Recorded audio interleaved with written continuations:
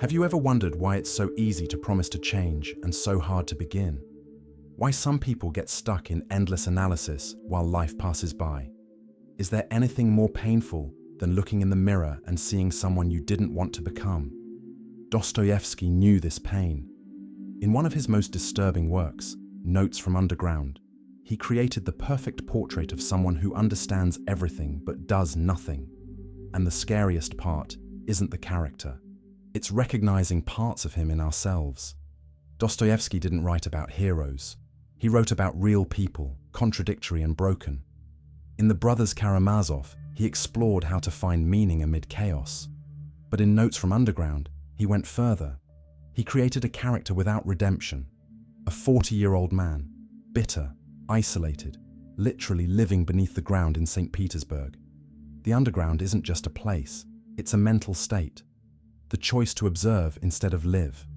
And Dostoevsky makes it clear from the beginning, this man is not a victim, he chose to be there. Human life demands meaning, not as a luxury, but as a necessity. Dostoevsky realized that we can't simply exist, we need purpose, direction, something that justifies waking up every day. It's the difference between being alive and living, between breathing and having a reason to breathe. Without this, life becomes an unbearable weight, like walking in circles with no destination, like working on a task you know is useless. And when we run from this responsibility to create meaning, when we refuse to face reality, something inside us begins to die. Not dramatically, but slowly and silently, like a plant that withers from lack of light. The narrator spends his days thinking, always thinking, analyzing, planning, promising. Tomorrow he'll act. Tomorrow he'll have courage. Tomorrow he'll confront the world. Tomorrow he'll finally leave the underground and truly live. But tomorrow never comes. Action never happens. And here's the cruel trick of the human mind. Each broken promise makes the next one harder to keep. Not because the world changed, not because circumstances got worse, but because you stop trusting yourself. You become someone you yourself don't believe in. And when you stop believing in your own word, something fundamental breaks. Self-respect disappears. Internal confidence evaporates. And then you're trapped.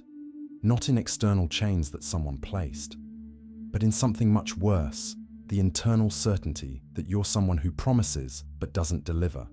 Someone who knows what they should do, but always finds an excuse not to do it. There's a division in the world. On one side, people who act. On the other, people who think about acting. And here's the irony. Those who act usually don't think so much about acting. They just act, make mistakes, learn, try again. But those who think too much about acting almost never act, because there's always one more analysis to do, always one more angle to consider, always one more potential problem to anticipate. The underground man sees this clearly. He observes people living, making mistakes, trying again. And he hates them, not out of malice, not because they're bad people, but because they do what he can't. They have courage, they have simplicity, they have the capacity to tolerate imperfection. They live.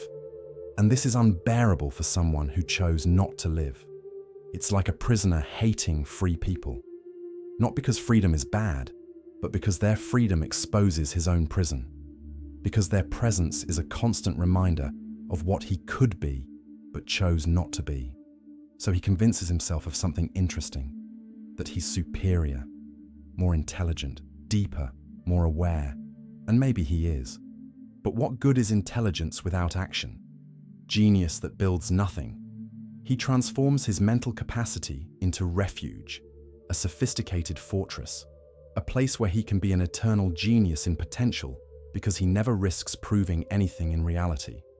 It's a brilliant strategy for remaining mediocre. He has big ideas, visions of perfect versions of himself, courageous, decisive, admired. But between the idea and the execution, there's an abyss, and this abyss is filled with fear. Fear of failure, fear of being judged, fear of discovering that maybe he's not so special. So he chooses something curious. He prefers unrealized potential to the possibility of failure. the safety of guaranteed mediocrity to the risk of uncertain greatness. At least this way the fantasy remains intact, and each unfulfilled promise destroys a little more of what remains. Because deep down, he knows the truth. He knows he's wasting his life. He knows that each morning without action is another small death, another surrender. And this awareness without action is the most destructive combination that exists. Seeing the problem clearly and doing nothing. Understanding perfectly what needs to change and remaining motionless. It's not weakness. It's deliberate self-sabotage. Self-respect isn't something you receive as a gift. It's not something other people can give. It's born from coherence between what you say and what you do, between promises and accomplishments, between values and concrete actions. And when this coherence disappears, when you become someone you yourself don't trust, self-respect dies, and with it, any real possibility of happiness. Dostoevsky understood something crucial. We need resistance to grow, like a muscle that needs to be torn to get stronger, like bone that becomes denser after fracture, like a tree that develops deep roots facing winds. When we run from discomfort, we don't protect ourselves. We prevent ourselves from discovering what we're capable of. Growth doesn't happen in comfort. It happens under pressure, in difficulty, in the moment when you want to quit but don't quit. And courage isn't something you're born with. It's a skill. It's practiced. Small acts repeated until they become natural, like learning anything. The first time is scary. The 10th is uncomfortable. The 100th is natural. But if you always choose the safe path, courage atrophies, like an unused muscle, like an unpracticed language. And with time, even simple things seem impossible. The pattern reinforces itself. Escape becomes identity. Cowardice becomes a natural state. There's a moment in the book that shows this perfectly. He meets old schoolmates, people he knew when he still had hope, when he still believed he could do something with his life, when there was still a version of him that wasn't completely pathetic. But now, before them, he feels small, insignificant, a walking failure. They're living. They have jobs, relationships, real lives, real problems, real victories. And what does he have? A dark room and a mind full of excuses, elaborate fantasies that never become reality. And what does he do? Nothing. He doesn't confront this feeling, doesn't try to assert himself, doesn't express opinions or feelings. He just smiles, agrees, submits, accepts each silent humiliation, swallows each subtle insult, each joke that exposes his insignificance. And later, alone in the dark, he tortures himself with thoughts about everything he should have said, everything he should have done. He creates entire conversations in his mind where he's brave, where he stands up for himself, where he's respected. But these conversations only exist in his imagination. In reality, he was exactly what he always is, and he knows this. And this corrodes everything, every cell, every thought, every moment of silence. There's something interesting about him. He desperately needs the approval of others. He wants to be admired, but he despises himself so much that he can't believe anyone really likes him. So he acts strangely, uncomfortably, and when people react negatively, he uses this as proof. See, I knew no one would accept me. It's a perfect cycle. He creates the conditions to be rejected, then uses the rejection to justify staying hidden. The prophecy fulfills itself because he writes it. This need for external validation comes from the absence of internal validation. When you don't respect yourself, when you don't trust yourself, when you don't believe in your own value, you become desperate for others to tell you you're worth something. Because alone, you can't believe it. Each compliment becomes a temporary drug, a quick dose that relieves pain for a moment. Each criticism, a mortal stab, definitive proof that you were always right about yourself. You hand over all power to the opinions of others. You become a hostage to validation you never control. But it's never enough, never lasts, because deep down you know you don't deserve the compliment. you know you're deceiving people. That if they really knew you, if they saw all your weaknesses, all your cowardices, all your broken promises, they wouldn't admire you. So each validation is just temporary relief, postponement of the inevitable discovery that you're a fraud. And this creates a vicious cycle. The more you need external approval, the less you can believe it when you receive it. Because you know it's not deserved, there's something even more destructive, something that guarantees life imprisonment. He refuses to take responsibility for his own life. Society is corrupt, people are stupid, the world is unjust. His parents failed him. Circumstances were impossible. He was born in the wrong place, at the wrong time, with the wrong cards. There's always someone to blame, always something outside him to hold responsible. And while he points his finger outward, he never has to look inward, never has to admit his own part in the disaster, never has to face the most painful truth, that he chose this. Day after day, moment after moment, choice after choice. This refusal guarantees that nothing changes. Because if the problem is always outside, you have no power. You're an eternal victim, powerless, at the mercy of external forces you never control. A comfortable position in a certain sense. Because victims don't have responsibility, don't need to act, can just suffer and complain and wait for someone to solve it. But it also guarantees perpetual misery. Because while you're a victim, you have no power. But if you recognize your own responsibility, if you admit that choices matter, that actions have consequences, that you have power over your own life, then suddenly everything is different. Scary, yes, because now there are no excuses, no one to blame. If life is bad, it's because you made it bad. And this hurts. It hurts deeply, but it also liberates. Because if you're responsible for the problem, then you can also create the solution. If you have the power to destroy your life, you have the power to rebuild it. And this is the fundamental change that separates those who grow from those who remain stagnant. And then comes the most painful moment in the book. He meets Liza, a young prostitute, and something strange happens. For a brief instant, he seems human, real, vulnerable. He offers words of comfort, talks about possibilities, about a different life, about hope. And for a moment, you almost believe he can change, that there's possible salvation. Liza holds on to this. She sees in him what he doesn't see in himself: hope, possibility, humanity. And when she comes looking for him, when she offers real love, real vulnerability, genuine connection, he does something devastating. He doesn't just reject her. That would be painful but understandable. He destroys her, deliberately, cruelly, uses everything she revealed against her, transforms the moment of vulnerability into a weapon, and declares something that seals his fate, that he's incapable of change. Not that it's difficult, not that it will take time, not that he needs help, but that it's impossible, that he's condemned to be exactly who he is forever. He signs his own sentence and guarantees it's true, because now it's not just a matter of doing differently, it's a matter of betraying the story he told about himself, of admitting he wasted years believing in a lie he himself invented. And this is pain he prefers to avoid. So he chooses to remain in prison, because at least there he knows the walls. Viktor Frankl survived Auschwitz. He lost everything: family, freedom, dignity. He was reduced to less than human, treated like an animal, a number, a thing, stripped of everything that defined him as a person.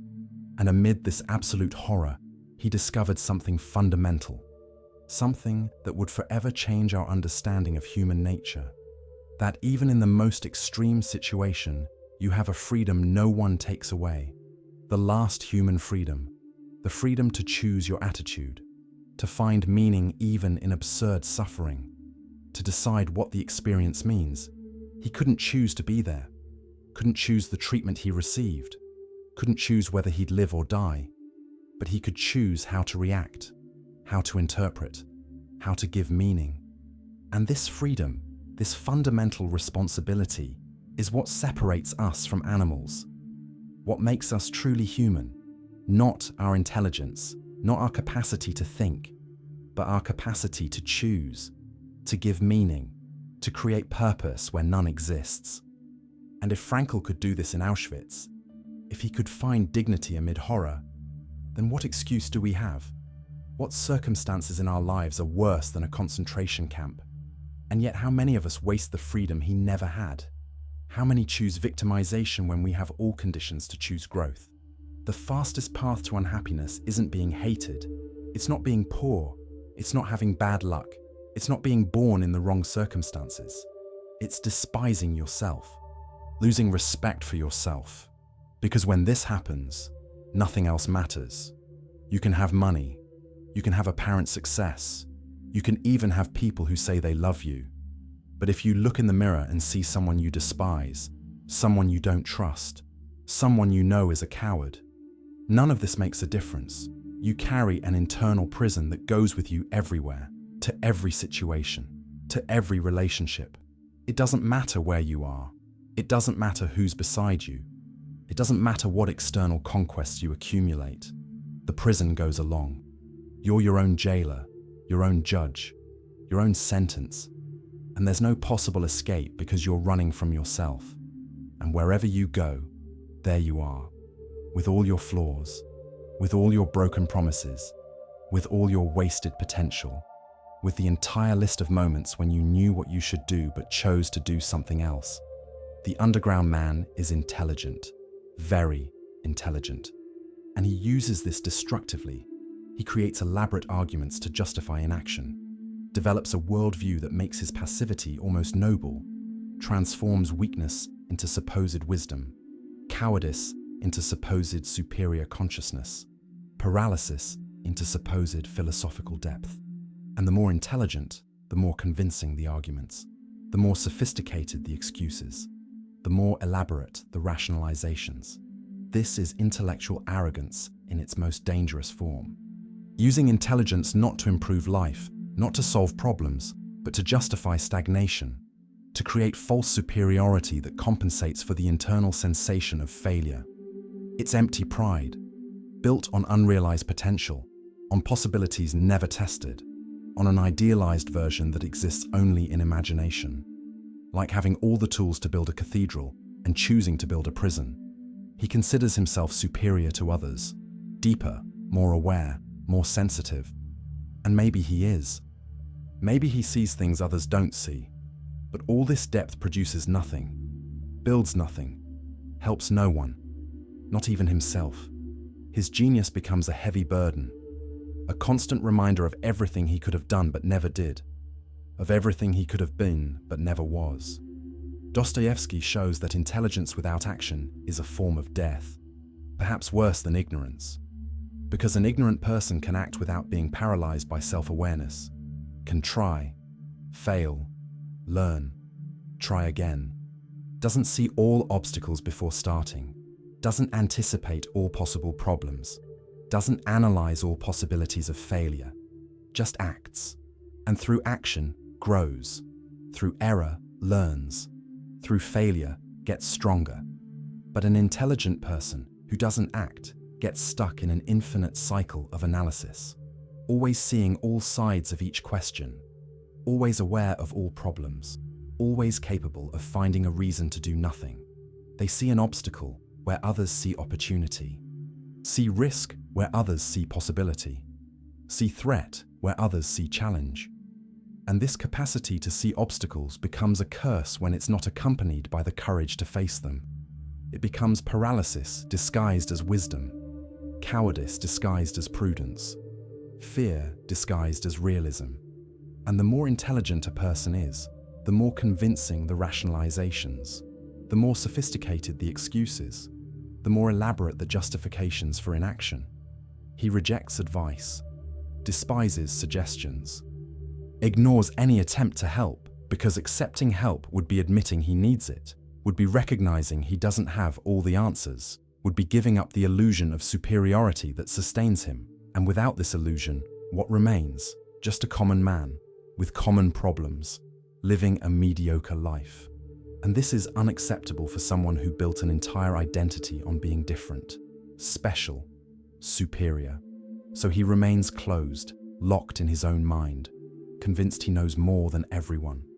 Even while life crumbles, even while each decision sinks him deeper, even while it becomes increasingly obvious the path isn't working, he prefers to sink with pride than accept a lifeline that threatens the narrative about himself. This rigidity is one of the worst human tragedies. When someone becomes incapable of learning, incapable of changing perspective, incapable of considering they might be wrong, evolution stops. Growth becomes impossible.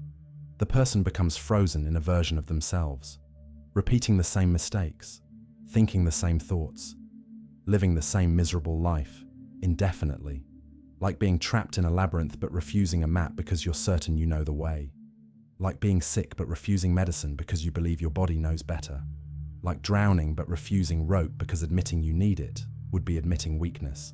It's a form of slow suicide, not of the body, but of possibility, of the capacity to become something more than you are.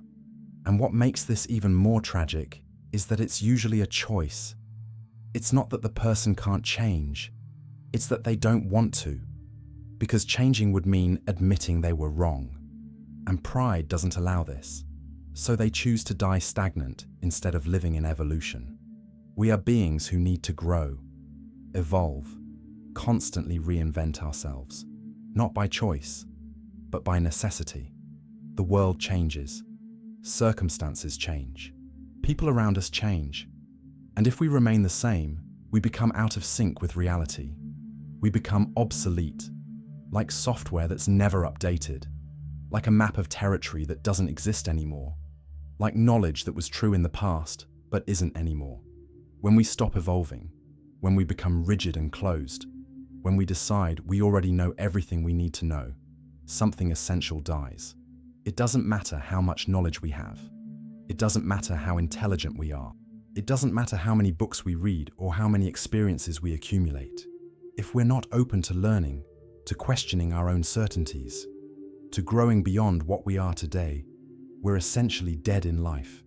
We walk, we talk, we breathe, but we don't live. We just repeat established patterns, execute old programming, until the body finally catches up to the death the soul already experienced long ago. The underground man uses intelligence as a shield, as an excuse, as refuge, but he transforms what could be his greatest gift into his greatest prison.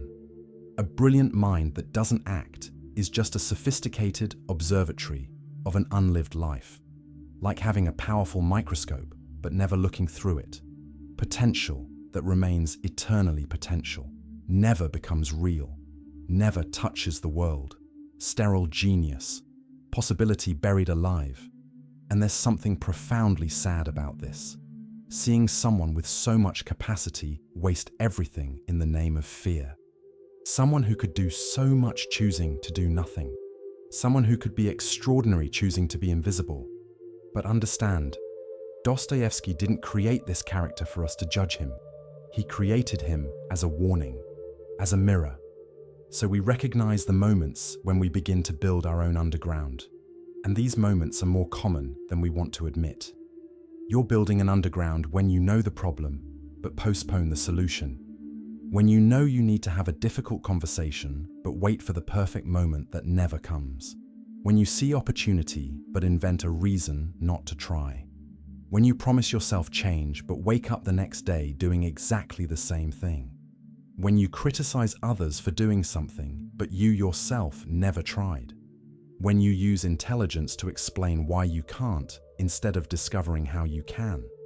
When you prefer the comfort of complaining to the discomfort of action. Recognize the signs. When you catch yourself thinking more about doing than actually doing. When analysis becomes disguised procrastination. When preparation becomes an excuse to never start. When planning becomes a substitute for execution. When you have more imaginary conversations about what you're going to do than real actions in the world. When your list of unfulfilled promises grows faster than your list of things accomplished. When you feel more proud of what you thought than what you did. When you value imagined potential more than concrete results. The underground isn't built all at once. It's built gradually, promise by broken promise, moment by moment of cowardice, choice by choice of avoidance, like erosion, like rust, like a silent disease you only notice when it's already advanced. And the more time passes, the harder it gets to leave. Not because it's impossible, but because you get used to it. Darkness becomes familiar. Prison becomes home. And you begin to fear the light. Fear of what it will be like to leave. Fear of discovering you wasted so much time. So you choose to stay. Because at least here you know the walls. But there's a crucial difference between the underground man and you. He declared the impossibility of change, signed the sentence, locked the door from inside and threw away the key. You haven't done this yet, haven't declared impossibility yet, haven't completely given up yet. And as long as you haven't given up, there's hope. As long as part of you still wants to leave, still wants to live, still wants to be more than you are, the door remains unlocked. Maybe rusty, maybe difficult to open, but not impossible. We've all been a bit of the underground man. We've all promised and not delivered. We've all used intelligence to justify fear. We've all chosen the comfort of inertia instead of the discomfort of growth. The difference is that some manage to leave. They find courage for one step, even imperfect, even with fear, even without guarantees. And this step makes a difference. Not because it changes everything at once, not because it solves all problems, but because it breaks the pattern, proves to yourself that you're capable, rebuilds, action by action, the self-confidence that was lost. The lesson is clear. You can't think your way out of a problem created by lack of action. You can't analyze your way out of paralysis. You can't intellectualize your liberation. Analysis has its place. Thought has value. Understanding is important. But there's a point where more thinking just becomes procrastination, another way to avoid the inevitable, another escape mechanism disguised as preparation. The way out is through action, small courageous steps, facing fear instead of running from it, doing something that breaks the pattern of inertia. And it doesn't need to be big. It doesn't need to be dramatic. It doesn't need to impress anyone. It can be a conversation you've been postponing. It can be an email you need to send. It can be a decision you've been avoiding. It can be simply leaving the house when your body asks to stay. It can be saying yes when instinct screams no. It can be speaking when habit is to stay silent. It can be trying when certainty is failure. Anything that breaks the cycle, anything that proves to yourself that you can. That promises still means something, that your word still has weight. Because self-respect doesn't come back all at once. It's not a switch that turns on and off. It's built gradually, action by action, promise kept by promise kept. Each small act of courage adds a drop to the empty reservoir. And at first, it seems like it makes no difference, like filling an ocean with a dropper. But with time, the level rises. Confidence returns, not as an explosion, but like dawn, slow, gradual, inevitable. Until one day you look and realize you're no longer the same person, not because you had a great revelation, but because you accumulated 1,000 small victories that no one saw but that you know happened. And here's the truth. The underground man never accepts. The truth he spends the entire book running from. The truth that could liberate him if he had the courage to face it. The respect of others is born from self-respect. People don't respect you because you're intelligent, not because you have good ideas, not because you could do incredible things someday. They respect you because they see you acting with integrity, facing challenges, keeping your word, living according to values. They see coherence between what you say and what you do. And this only happens through consistent action, doing what you said you'd do, keeping promises to yourself, especially promises no one else knows you made. And when you do this repeatedly, something changes. Not just in what others think, but in what you think of yourself. You begin to trust yourself again, to respect yourself again. And this changes everything. changes how you walk, how you talk, how you look people in the eyes, how you face challenges, how you respond to criticism, how you celebrate victories, how you deal with defeats. Dostoevsky shows where the other path leads, to complete darkness, to total despair, to an existence that doesn't deserve to be called life. It's a necessary warning, because many of us are walking in this direction without realizing it, building an underground through small daily choices of avoidance that seem insignificant but accumulate. Each broken promise adding a brick, each moment of cowardice adding a bar, until one day you wake up and realize you're trapped in a prison you yourself built. But it's also a strange message of hope, because if all this is choice, the opposite is too. If you can choose the underground, you can choose light. If you can choose escape, you can choose confrontation. If you can choose death in life, you can choose to truly live. The door to the underground was never locked. It just wasn't opened. It won't be easy. It never is. The choices that led to the underground were easy. The choices that bring you back will be difficult. They'll require courage. They'll require vulnerability. They'll require admitting you were wrong. But they're possible. They always were possible. They always will be possible.